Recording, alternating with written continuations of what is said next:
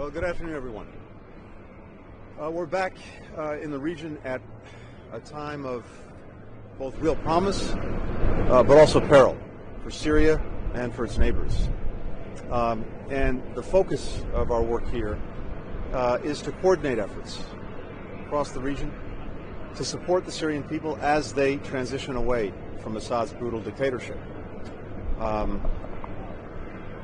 think as we look at it, it's important to start here in Jordan because few countries have been as affected by what goes on in Syria as Jordan, but also because Jordan has a critical role to play in supporting the Syrian people in this transition.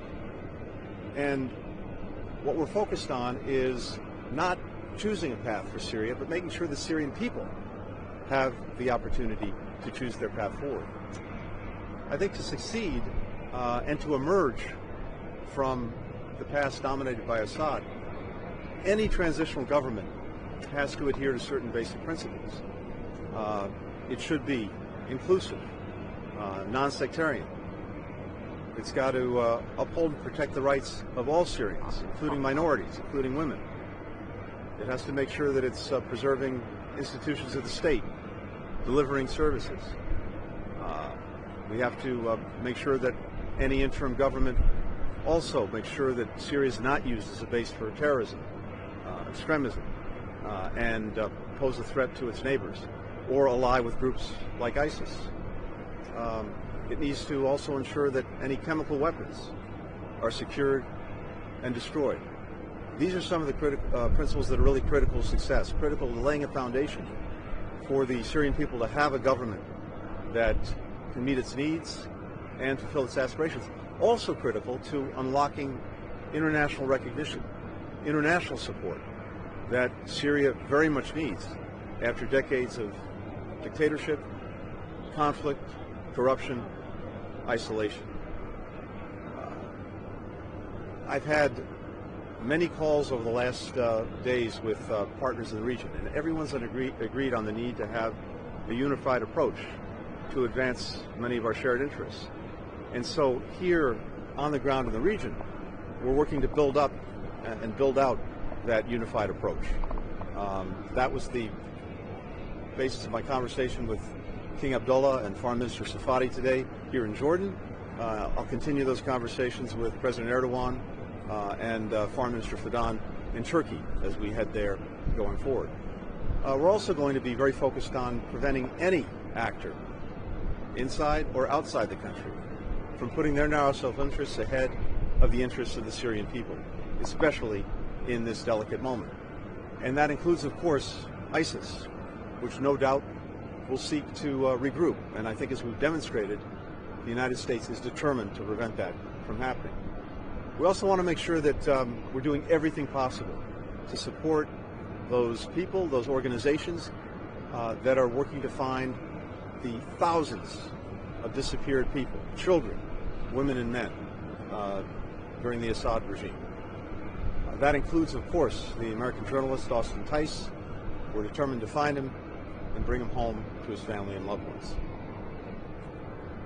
This is, I think, as I said at the outset, a moment of tremendous potential opportunity. Because for the first time in decades, Syria has an opportunity to have a government that is not dominated by a dictator like Assad, that's not dominated by one religion or one ethnic group, that's not dominated by an outside power, that's not dominated by ISIS, but that in fact is run by and answers to the Syrian people. And we're determined to do everything we can, working in close coordination with partners to help the Syrian people realize that aspiration. With that, happy to take some questions. Mr. Secretary, could you expand a little bit on the conversations you had here in Aqaba? You're shopping these principles around the neighborhood. Did you obtain any kind of assurances from the Jordanians that they're on board? And then I was wondering if you could just kind of speak to the mechanics potentially of a transfer of an American, the gentleman who was found recently, and then potentially Austin Tice. Roger Carson's is in Beirut. Maybe you could just talk a little bit about that. Yeah, so as I said, what I've taken from the conversations that I've had before coming here on the phone with virtually all of my counterparts, is a strong desire to get together and get behind a unified approach to Syria, and in particular, what all of us would be looking for from any interim government that emerges, and ultimately a government of Syria. But these are principles that would be designed to reflect the needs, the aspirations, the will of the Syrian people, not to dictate what they should do, but to make sure that they have the opportunity to follow their own path. And that's what I'm hearing throughout the region. So we're having now detailed conversations about what that could look like, and I would anticipate that you'll see countries coming together in support of this basic approach. The G7 countries just put out a statement, but it's so critical, I think, that this process be led by countries in the region in support of the Syrian people, because ultimately this has to be a Syrian-led process. Do you know what that could look like? Stay tuned in the days ahead as we continue to work on this. In terms of an American citizen who was found just today, I can't give you any details on exactly what's going to happen, except to say that we're working to bring him home, to bring him out of Syria, and to bring him home. But for privacy reasons, I can't share any more detail than that at this point. Any update on Austin Tice? No update on Austin Tice, except to say that every single day we are working to find him and to bring him home, making sure that the word is out to everyone that this is a priority for the United States. Mr. Secretary, thanks for doing this. Are you concerned at all about Israel's widespread airstrikes across Syria, and also their maneuvers inside this buffer zone that have created some anger in the Arab world among U.S. partners? And secondly, I'm wondering what your message will be to Erdogan when it comes to U.S.-backed Kurdish forces who have lost territory in Syria against other militias.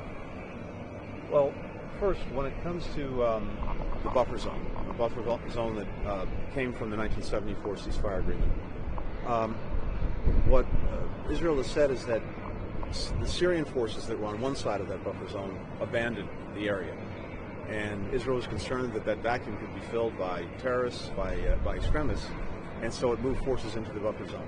And it's told us and told others that that's a temporary move, just to ensure again that this vacuum isn't filled by something bad.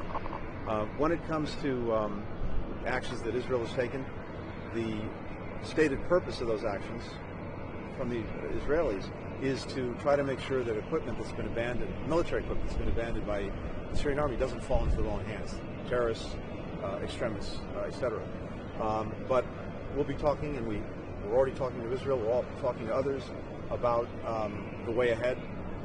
And when it comes to Turkey, and sorry, just on Israel, do you support their moves? I mean, they've basically destroyed the entire Navy. They've gone after a lot of state assets, and I think a lot of people understand that desire. But there's obviously people are wondering whether this is kind of overkill to some degree in terms of taking out, say, the entire Navy. Again, the Israelis have been clear about what they're doing and why they're doing it. I think across the board, when it comes to any actors who have real interests in Syria, it's also really important at this time that we all try to make sure that we're not sparking any additional conflicts. That's also an important objective and goal.